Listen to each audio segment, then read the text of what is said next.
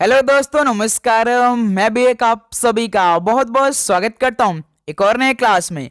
तो साथियों, आज के इस क्लास में एसएससी एमटीएस हवलदार एग्जाम 2026 को टारगेट करते हुए जीके के पहले मॉक टेस्ट को डिस्कस करेंगे। तो साथियों, जैसा कि एसएससी एमटीएस हवलदार का पेपर 4 फरवरी से शुरू हो रहे हैं, समय बहुत कम है, तो यहाँ से आप सभी को अधिक से अधिक क्वेश्चनों का प्रैक्टिस करना चाहिए, जिससे आपकी तैयारी और भी अच्छी होगी, प्लस आपके अंदर एक अलग लेवल का कॉन्फिडेंट देखेगा। तो साथियों, इसी को देखते हुए आपके लिए हमने पूरे 10 मॉक टेस्ट तैयार किया है एसएससी के लेटेस्ट पैटर्न को देखते हुए। तो ये टेस्ट आपको शाम को 5 बजे मिलेगी और इस टेस्ट में पूरे 60 क्वेश्चन होंगे और ये टेस्ट आपका 20 जनवरी तक कंप्लीट हो जाएगा। उसके बाद लास्ट 15 दिनों में हमें पूरे सिलेबस का रिवीजन भी करना है। तो साथियों, जो आप सुबह से लेकर शाम तक पढ़े रहेंगे, ये शाम को 5 बजे आप जरूर टेस्ट दीजिएगा, क्योंकि जिस लेवल के सवाल एमटीएस हवलदार के हर एक शिफ्ट में पूछेंगे, तो हूबहू वैसे ही प्रश्नों का हम लोग इस मॉक टेस्ट में सारे सवालों को देखने वाले हैं। और इस टेस्ट में आपके लिए एक अलग लेवल का टारगेट भी मिलेगा। डेली टारगेट हम आपको देंगे, ध्यान रखिएगा। जैसे आपके पेपर में यानी जीके में केवल 25 क्वेश्चन पूछे जाते हैं, इसी से हमारा रिजल्ट बनने वाला है। और एक क्वेश्चन आप सही करते हैं तो आपको 3 नंबर मिलेगा। इसमें भी आप एक क्वेश्चन सही करेंगे तो 3 नंबर मिलेगा।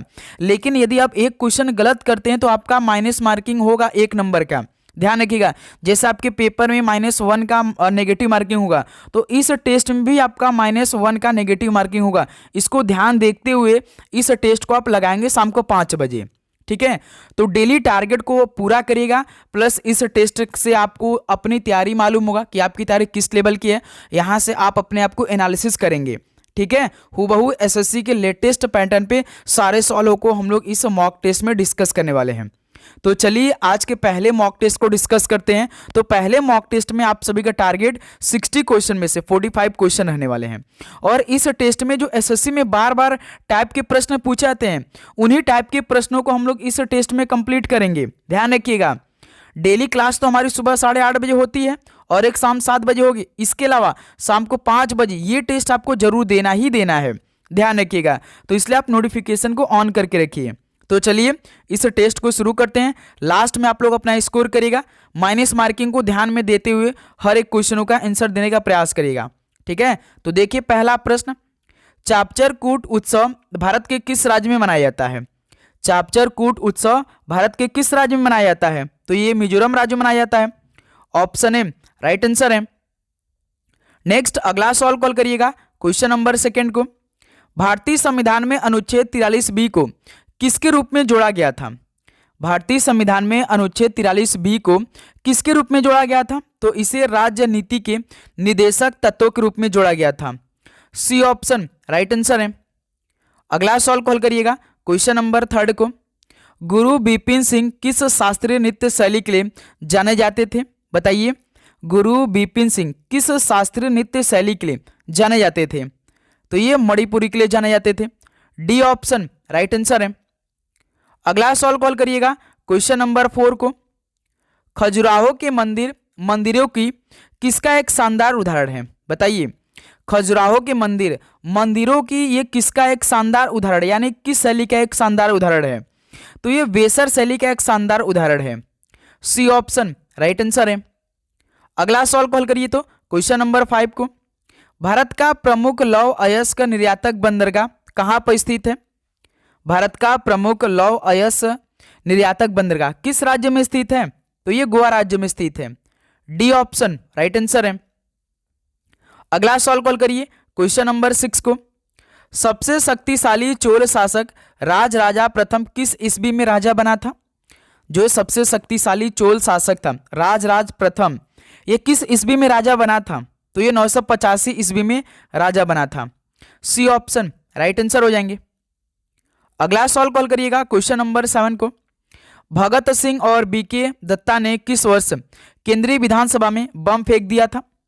भगत सिंह और बीके दत्ता ने किस वर्ष केंद्रीय विधानसभा में बम फेंका था? बताइए, तो वर्ष 1929 में बम फेंका था। डी ऑप्शन राइट आंसर है। अगला सवाल कॉल करिएगा, क्वेश्चन नंबर 8 को, भवाई किस भारतीय राज्य की पारंपरिक नाट्य शैली है? बताइए, भवाई किस भारतीय राज्य की पारंपरिक नाट्य शैली है? तो ये गुजरात राज्य की है। ऑप्शन ए राइट आंसर है। अगला सवाल कॉल करिए तो क्वेश्चन नंबर 9 को, किस अनुच्छेद में निर्धारित प्रक्रिया के अनुसार भारतीय संविधान में संशोधन किया जा सकता है? बताइए, किस अनुच्छेद में निर्धारित प्रक्रिया के अनुसार भारतीय संविधान में संशोधन किया जा सकता है? तो अनुच्छेद 368 के तहत। सी ऑप्शन राइट आंसर है। तो साथियों, एसएससी एमटीएस एग्जाम 2026 को देखते हुए जो आपका मेन सब्जेक्ट है, एक तो देखिए GK GS current affair main subject है और एक आपका इंग्लिश है, इसी से आपका रिजल्ट बनने वाला है। तो इसके लिए आपको ये पूरे 20 टेस्ट लगाना है और इंग्लिश का पूरे 20 टेस्ट लगाना है, यानी पूरे 40 टेस्ट को आपको कंप्लीट करना। अपने पेपर में बैठने से पहले टोटल आपको 1000 क्वेश्चन मिलेंगे एसएससी के लेटेस्ट पैटर्न पे, ये सारे सवाल आपको होगा। यदि आप लोगों ने इस 1000 क्वेश्चन को तैयार कर लिया तो समझिए आपकी तैयारी एक अलग लेवल की होने वाली है। बहुत ही शानदार तरीके से ये टेस्ट आपके एमटीएस हवलदार को देखते हुए तैयार किया गया है। तो ये टेस्ट मात्र 50 रुपीज़ का हमने आपके लिए कर दिया है। इस नंबर पे आपको मैसेज करना है और ये टेस्ट अपने पास मंगाना है। डेली आपको एक टेस्ट लगाना है, एक आपको जीके जीएस करंट अफेयर का लगाना है, तो एक आपको इंग्लिश का टेस्ट लगाना है। पूरे 50 क्वेश्चन आपको टेस्ट में देना ही देना है, ध्यान रखिएगा। इसके बिना पेपर में आप नहीं बैठेंगे, एक अलग लेवल का आपके अंदर कॉन्फिडेंस देखेगा। यदि मान के चलिए एक आपने टेस्ट ओपन किया, 25 क्वेश्चन आपको जीके से मिलेंगे। यदि जीके से मान के चलिए 25 क्वेश्चन में सबका 15 क्वेश्चन ठीक हो पाता है तो समझिए आपकी तैयारी बेस्ट लेवल की चल रही है। ओके, बिल्कुल ईमानदारी के साथ इस टेस्ट को आप कंप्लीट लगाएंगे, ठीक है। तो इस मैसेज पे, आज इस नंबर पे आप मैसेज करिए और ये पीडीएफ के रूप में अपने पास टेस्ट को मंगा लीजिए। तुरंत आपको टीम प्रोवाइड कर दी ये टेस्ट, ठीक है। चलिए अगला सवाल कॉल करिएगा, क्वेश्चन नंबर 10 को, किस भारतीय सुधारक को बंगाली गद्य का जनक माना जाता है? किस भारतीय सुधारक को बंगाली गद्य का जनक माना जाता है? बताइए। तो ईश्वर चंद्र विद्यासागर को माना जाता है बंगाली गद्य का जनक। ऑप्शन बी राइट आंसर है। अगला सवाल कॉल करिएगा, क्वेश्चन नंबर 11 को, भारत के किस पंचवर्षीय योजना में गरीबी, वित्तीय सुधारों सहित उदारीकरण को अपनाया गया था? भारत के किस पंचवर्षीय योजना में गरीबी, वित्तीय सुधारों सहित उदारीकरण को अपनाया गया था? तो 8वीं पंचवर्षीय योजना में। ऑप्शन बी राइट आंसर है।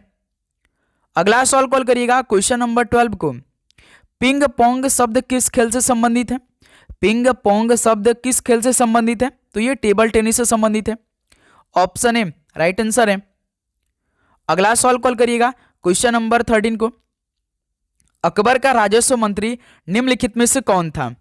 अकबर का राजस्व मंत्री इनमें से कौन था? तो ध्यान रखिएगा, टोडरमल था। बी ऑप्शन राइट आंसर है।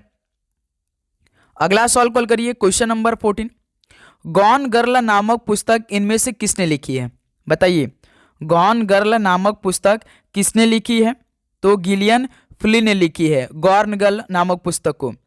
ऑप्शन बी राइट आंसर है। ओके, चलिए अगला सवाल कॉल करिएगा, क्वेश्चन नंबर 15 को, भोजन, कार्य और उत्पादकता किस पंचवर्षीय योजना का फोकस था? बताइए, भोजन, कार्य और उत्पादकता ये किस पंचवर्षीय योजना का मेन उद्देश्य था? तो ये 7वीं पंचवर्षीय योजना का मेन फोकस था। बी ऑप्शन राइट आंसर हो जाएंगे। अगला सवाल कॉल करिएगा, क्वेश्चन नंबर 16 को, घुमुरा लोक नृत्य का संबंध किस राज्य से है?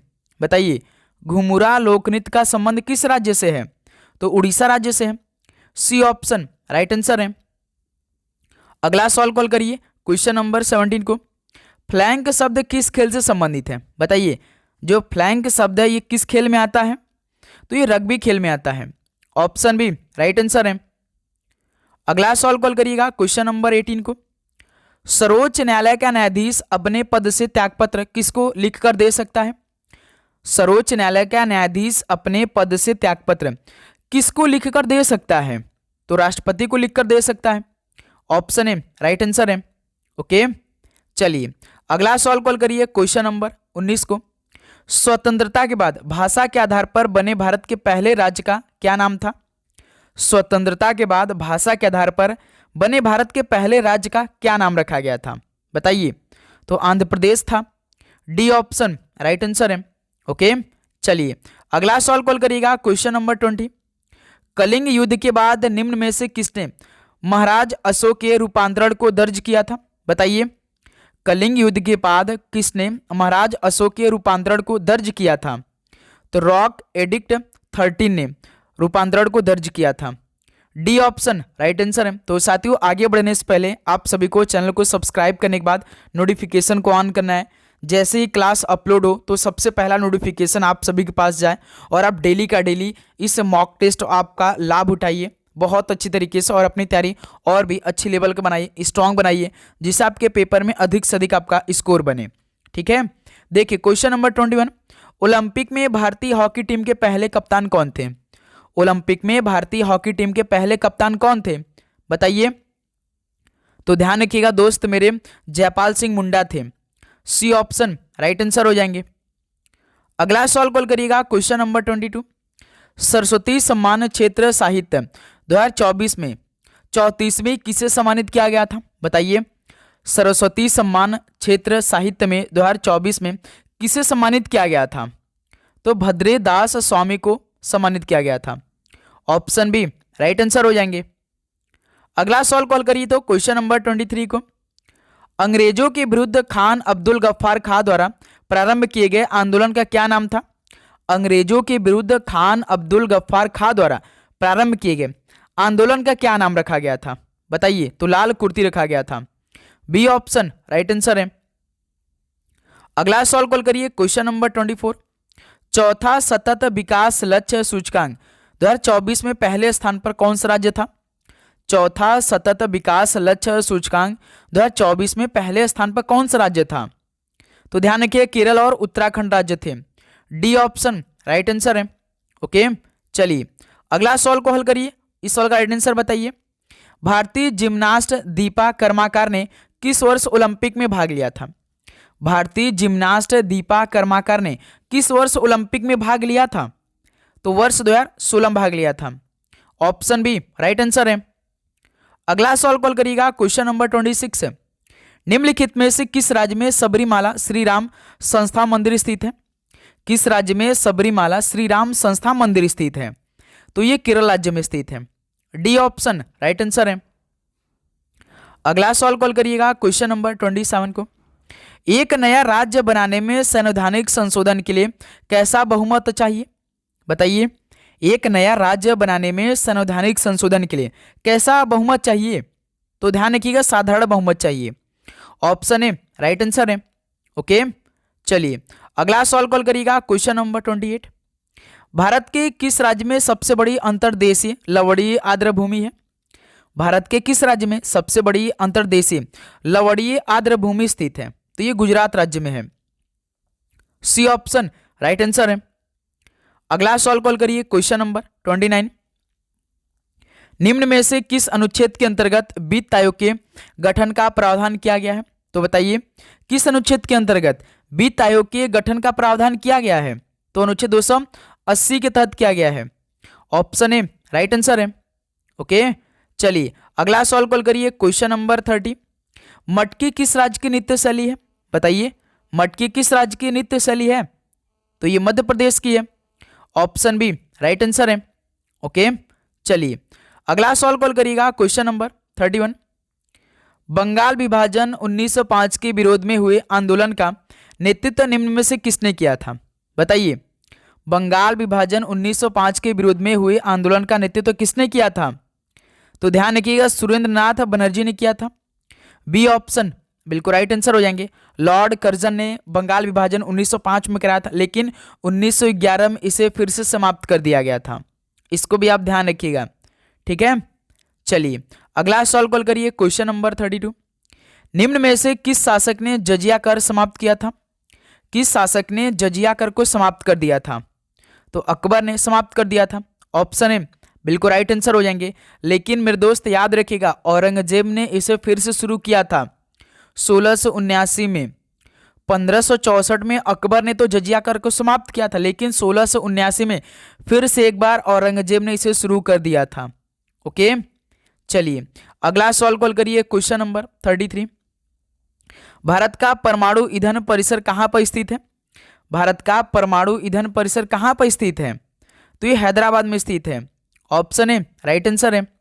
ओके, नेक्स्ट अगला सवाल कॉल करिए तो क्वेश्चन नंबर 34, निम्नलिखित में से कौन सा कलपक्का में परमाणु अनुसंधान हेतु स्थापित अनुसंधान रिएक्टर है? कौन सा कलपक्का में परमाणु अनुसंधान हेतु स्थापित अनुसंधान रिएक्टर है? तो ध्यान रखिएगा कामिनी है। डी ऑप्शन राइट आंसर है। अगला सवाल कॉल करिए क्वेश्चन नंबर 35 को। इंदिरा गांधी विकास अनुसंधान संस्थान IGIDR कहाँ स्थित है? इंदिरा गांधी विकास अनुसंधान संस्थान ये कहाँ पर स्थित है? ध्यान रखिएगा मुंबई शहर में स्थित है। ऑप्शन ए राइट आंसर है। ओके, चलिए अगला सवाल कॉल करिए। इस सवाल का राइट आंसर बताइए। एकाम्बरेश्वर मंदिर किस राजवंश द्वारा बनवाया गया था? एकाम्बरेश्वर मंदिर किस राजवंश द्वारा बनवाया गया था? तो इसे पल्लव वंश के द्वारा बनवाया गया था। सी ऑप्शन राइट आंसर है। नेक्स्ट अगला सवाल कॉल करिए क्वेश्चन नंबर 37। निम्नलिखित में से किसने सभी तीनों गोलमेज सम्मेलनों में भाग लिया था? बताइए किसने सभी तीनों गोलमेज सम्मेलनों में भाग लिया था? तो ऐसा करने वाले पहले व्यक्ति भीमराव अंबेडकर बने थे।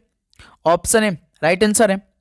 ओके, चलिए अगला सवाल कॉल करिए क्वेश्चन नंबर 38। कौन सा महत्वपूर्ण अक्षांश भारत को दो लगभग बराबर भागों में विभाजित करता है? कौन सा महत्वपूर्ण अक्षांश भारत को दो लगभग बराबर भागों में विभाजित करता है? तो ध्यान रखिएगा 23 डिग्री 30 उत्तर ये विभाजित करता है। डी ऑप्शन राइट आंसर है। अगला सवाल कॉल करिएगा क्वेश्चन नंबर 39 को। तमिलनाडु के ऐरावतेश्वर मंदिर का निर्माण राज राजा किसके द्वारा किया गया था? तमिलनाडु के ऐरावतेश्वर मंदिर का निर्माण राज राजा किसके द्वारा किया गया था? तो राज राजा चोल द्वितीय द्वारा किया गया था तमिलनाडु के ऐरावतेश्वर मंदिर का निर्माण। ऑप्शन ए राइट आंसर है। ओके, तो साथियों लास्ट में अपना टारगेट जरूर बताइएगा। आप सभी को 45 क्वेश्चन सही करने का टारगेट दिया है। ध्यान रखिएगा हर एक क्वेश्चन पे 1 नंबर का माइनस मार्किंग है, तो इसी को ध्यान रखते हुए लास्ट में अपना नंबर भी बताइएगा कि आप सभी का टोटल 180 नंबर में से कितना नंबर आपने अचीव किया है। ठीक है, भारत का सुदूर दक्षिण में इंदिरा पॉइंट निम्नलिखित में से कहाँ पर स्थित है? भारत का सुदूर दक्षिण में इंदिरा पॉइंट कहाँ पर स्थित है? तो ये ग्रेट निकोबार में स्थित है। सी ऑप्शन राइट आंसर है। अगला सवाल कॉल करिएगा क्वेश्चन नंबर 41 को। चंद्रगुप्त मौर्य के दरबार में आने वाले ग्रीस के राजदूत का नाम क्या है? चंद्रगुप्त मौर्य के दरबार में आने वाले ग्रीस के राजदूत का नाम क्या है? मेगास्थनीज था। बी ऑप्शन राइट आंसर है। अगला सवाल कॉल करिएगा क्वेश्चन नंबर 42। किस मुगल बादशाह ने मुगल राजधानी आगरा से दिल्ली स्थानांतरित की? किस मुगल बादशाह ने मुगल राजधानी आगरा से दिल्ली स्थानांतरित किया था? तो शाहजहां ने किया था। डी ऑप्शन राइट आंसर है। ओके, चलिए अगला सवाल कॉल करिएगा क्वेश्चन नंबर 43। यदि राष्ट्रपति एवं उपराष्ट्रपति का पद खाली हो तो भारत के राष्ट्रपति के पद पर कौन होता है? यदि राष्ट्रपति एवं उपराष्ट्रपति का पद खाली हो तो भारत के राष्ट्रपति के पद पर कौन रहता है उस समय? तो ध्यान रखिएगा भारत का मुख्य न्यायाधीश होता है उस समय। बी ऑप्शन राइट आंसर हो जाएंगे। अगला सवाल कॉल करिएगा क्वेश्चन नंबर 44 को। किस श्रेणी को ऊपरी एशिया के रीढ़ के रूप में जाना जाता है? किस श्रेणी को ऊपरी एशिया के रीढ़ के रूप में जाना जाता है? तो काराकोरम श्रेणी को जाना जाता है। बी ऑप्शन राइट आंसर हो जाएंगे। तो साथियों आप चैनल को सब्सक्राइब करने के बाद नोटिफिकेशन को जरूर ऑन कर लेंगे। जैसे ही क्लास अपलोड होगी MTS हवलदार का मॉक टेस्ट का, तो तुरंत आप सभी के पास क्लास जाएगी, इसे आप अपना मॉक टेस्ट लगा सकेंगे। तो इसलिए आप नोटिफिकेशन को ऑन करिएगा। धन विधेयक पेश किया जा सकता है, बताइए धन विधेयक पेश किया जा सकता है, तो बताइए किसमें धन विधेयक को पेश किया जाता है? तो ध्यान रखिएगा केवल लोकसभा में पेश किया जा सकता है। ऑप्शन ए बिल्कुल राइट आंसर हो जाएंगे। अगला सवाल कॉल करिए क्वेश्चन नंबर 46। वह कौन सा गुप्त शासक था जिसने विक्रमादित्य की उपाधि ग्रहण की थी? वह कौन सा गुप्त शासक था जिसने विक्रमादित्य की उपाधि ग्रहण की थी? बताइए। तो चंद्रगुप्त द्वितीय था। सी ऑप्शन राइट आंसर है। अगला सवाल कॉल करिएगा क्वेश्चन नंबर 47। स्वतंत्र भारत का पहला नदी बांध किस नदी पर बनाया गया था? स्वतंत्र भारत का पहला नदी बांध किस नदी पर बनाया गया था? तो ध्यान रखिएगा दामोदर नदी बनाया गया था। ऑप्शन ए बिल्कुल राइट आंसर है। अगला सवाल कॉल करिएगा क्वेश्चन नंबर 48। भारत सेवक समाज की स्थापना किसने की थी? भारत सेवक समाज की स्थापना किसने किया था? गोपाल कृष्ण गोखले ने किया था। सी ऑप्शन राइट आंसर है। अगला सवाल कॉल करिएगा क्वेश्चन नंबर 49। तिलैया बांध भारत के किस राज्य में स्थित है? तिलैया बांध भारत के किस राज्य में स्थित है? तो ये झारखंड राज्य में स्थित है। ऑप्शन ए राइट आंसर है। ओके, चलिए अगला सवाल कॉल करिएगा। Question number 50। निम्नलिखित में से किसने दिल्ली की सल्तनत पर राज नहीं किया था? किसने दिल्ली की सल्तनत पर राज नहीं किया था? ध्यान रखिएगा, गुलाम वंशों ने तो किया था भाई, सैयद वंशों ने भी किया था, खिलजी वंश ने किया था, लेकिन गौरी वंश ने नहीं किया था। डी ऑप्शन राइट आंसर हो जाएंगे। अगला सवाल कॉल करिए। Question number 51। ब्रिटिश शासनकाल में संविधान के विकास में कौन सा कानून ऐतिहासिक नहीं था? ब्रिटिश शासनकाल में संविधान के विकास में कौन सा कानून ऐतिहासिक नहीं था?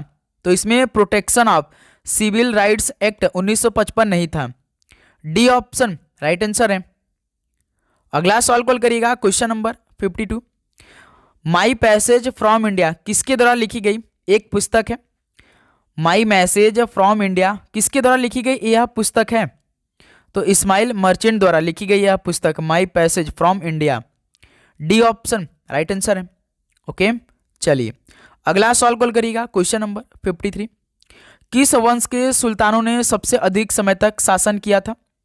किस वंश के सुल्तानों ने सबसे अधिक समय तक शासन किया था? तो याद रखिएगा तुगलक वंश के, लगभग भाई 94 वर्षों तक शासन किया था तुगलक वंश ने। बी ऑप्शन राइट आंसर हो जाएंगे। अगला सवाल कॉल करिए। Question number 54। रूपांतरित चट्टानों की उत्पत्ति किन चट्टानों से होती है? बताइए, रूपांतरित चट्टानों की उत्पत्ति किन चट्टानों से होती है? तो इनकी उत्पत्ति आग्नेय तथा तलछटी दोनों चट्टानों से होती है। सी ऑप्शन राइट आंसर है। अगला सवाल कॉल करिएगा। Question number 55। गहीरमाथा अभयारण्य उड़ीसा में किसके लिए एकमात्र अभयारण्य है? गहीरमाथा अभयारण्य उड़ीसा में किसके लिए एकमात्र अभयारण्य है? तो कछुए के लिए एकमात्र अभयारण्य है। ऑप्शन बी राइट आंसर है। अगला सवाल कॉल करिएगा। Question number 56। 1857 के प्रथम स्वतंत्रता संग्राम में भाग लेने वाली प्रसिद्ध महिला स्वतंत्रता सेनानी कौन थी? 1857 के प्रथम स्वतंत्रता संग्राम में भाग लेने वाली प्रसिद्ध महिला स्वतंत्रता सेनानी कौन थी? बेगम हजरत महल थी। डी ऑप्शन राइट आंसर है। ओके, चलिए अगला सवाल कॉल करिएगा। Question number 57। भारतीय संविधान की प्रस्तावना में किस प्रकार के न्याय की बात नहीं की गई है? भारतीय संविधान की प्रस्तावना में किस प्रकार के न्याय की बात नहीं की गई है? ध्यान रखिएगा, लोकतांत्रिक की बात नहीं की गई है। ऑप्शन ए राइट आंसर है। अगला सवाल कॉल करिए। Question number 58। निम्नलिखित में से कौन सी नदी भ्रंश घाटी से होकर प्रभावित होती है?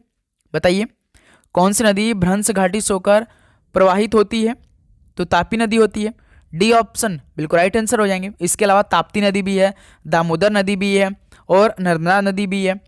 ठीक है, अगला सवाल कॉल करिए। Question number 59। भारत में राष्ट्रीय उपभोक्ता दिवस कब मनाया जाता है? भारत में राष्ट्रीय उपभोक्ता दिवस किस तारीख को मनाया जाता है? तो 24 दिसंबर को राष्ट्रीय उपभोक्ता दिवस मनाया जाता है। सी ऑप्शन राइट आंसर है। तो चलिए दोस्त, आज के टेस्ट का लास्ट सवाल को आप हल करेंगे। भारत में लोधी वंश का अंतिम शासक कौन था? भारत में लोधी वंश का अंतिम शासक कौन था? तो इब्राहिम लोधी था। ऑप्शन ए बिल्कुल राइट आंसर है। तो साथियों देखिए, इस टेस्ट में हम आपका ज़्यादा समय बिल्कुल भी नहीं लेंगे, लेकिन आप सभी को अपना समय लेकर इस टेस्ट को कंप्लीट करना है। हम तो पूरे टेस्ट को अच्छी तरीके से हल सहित बताएंगे, लेकिन आप सभी को टेस्ट को काफ़ी अच्छी तरीके से लगाना टेस्ट के रूप में। आप समय दीजिए, हम आपका समय बिल्कुल भी नहीं वेस्ट करना चाहते हैं। तो इसलिए फटाफट हर एक क्वेश्चन को देखेंगे इस टेस्ट में, जो आपको शाम को 5 बजे मिलेगी। ठीक है, तो बताइए आप सभी का आज के सेशन से यानी 60 क्वेश्चन से कितना स्कोर रहा, आप सभी बताएंगे। तो उम्मीद करूंगा लगभग आप सभी का 45 क्वेश्चन ठीक हुआ होगा बहुत अच्छी तरीके से। बाय मिस्टेक बहुत सारे क्वेश्चन मिस्टेक भी हुआ है, लेकिन उसको इग्नोर करेंगे। क्वेश्चन पे आप ध्यान रखिएगा। ठीक है, दिन भर मेहनत करने के बाद ये टेस्ट हो पाता है, तो इसलिए साथी थोड़ा सा जल्दी करने का प्रयास करते हैं। इसी में कुछ क्वेश्चन बाई चांस पढ़ने में रॉन्ग होता है, लेकिन उसको सही करने का प्रयास हम करेंगे।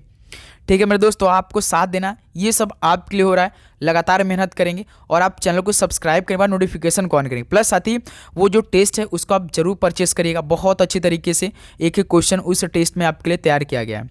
ठीक है, तो चलिए दोस्त, इस क्लास को यहीं पर समाप्त करते हैं। मिलते हैं शाम को 7 बजे नए मॉडल पेपर के साथ। ठीक है, शाम को 7 बजे आप जरूर क्लास करिएगा। तो आप सभी को जय हिंद, जय भारत। पढ़ाई करते रहिए। All the very best. धन्यवाद।